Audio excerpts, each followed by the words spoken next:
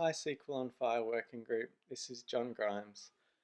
I'm sorry I can't make it to Phoenix this weekend, but in my absence I've recorded a video demonstrating where we're up to with the Pathling implementation of the View Runner. First of all, I've integrated the tests into the Pathling test suite.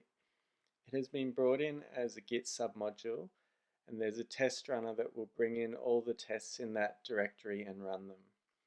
The tests we have in there at the moment all seem to pass. I'm looking forward to helping add a bit more coverage to this test suite. I've put together a short Jupyter notebook to demonstrate how you can access the functionality that we've built through the Python API. We also have APIs for Java and Scala, and we're about to release our new R library. I'll just run all cells here.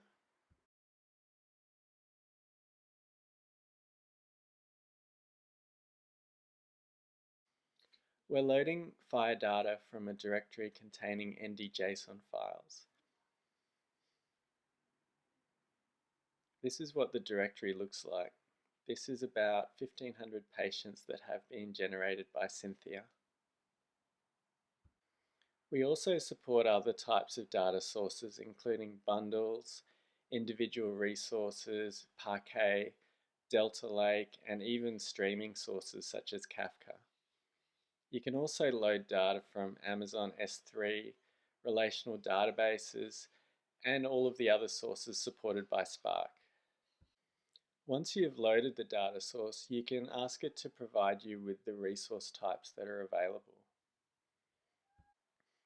Here we are reading the data frame that contains the patient resources. This is the schema that Pathling uses to encode the patient resource and make it available for query through either SQL or FHIR.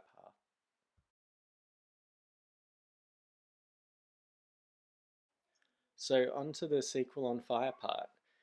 You can perform a number of different types of queries over this data source, and the newest one is the SQL on FHIR view.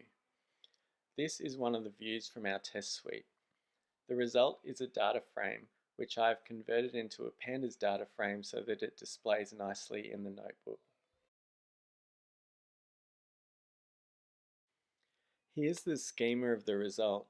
At the moment, we're using the same data types that are used in the underlying schema representation.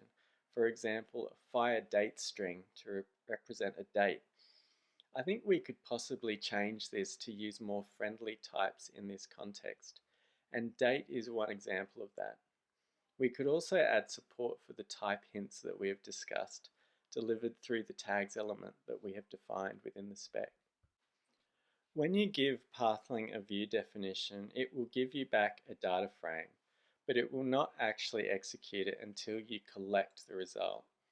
This gives you the opportunity to compose it with other Spark operations, and the overall query can be optimized as a whole. Here we are converting our date to a native date time and filtering to only female patients that were born in the 90s. The physical plan for this query might include retrieving only the ID, gender, and birth date columns, and possibly using the subsequent filtering to narrow the data retrieval further into specific partitions. So far we have loaded data directly from ND-JSON and queried it in memory. Pathling does not require you to persist data, but one of the consequences of loading it directly from FHIR resources is that the operation then includes the parsing and encoding of those resources. Once you've loaded a data source, you can then write it back out to a number of different formats. Here we are writing the data source out to a Parquet representation.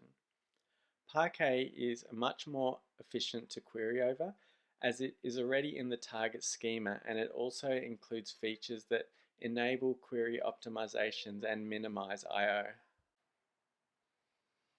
Here you can see what the Parquet data looks like on disk.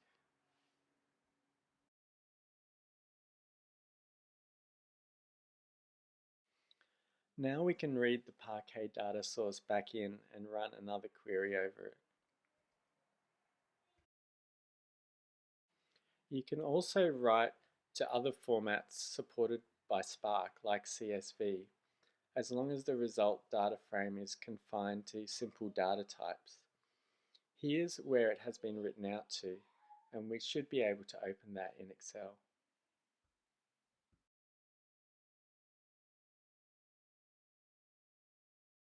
So that's just a super simple demo. I'm looking forward to doing more sophisticated demos in the future, but I thought I would record this to contribute to our agenda item to share where we are up to at the Connectathon. I hope you enjoy your time in Phoenix, and I'm looking forward to catching up on progress when you get back.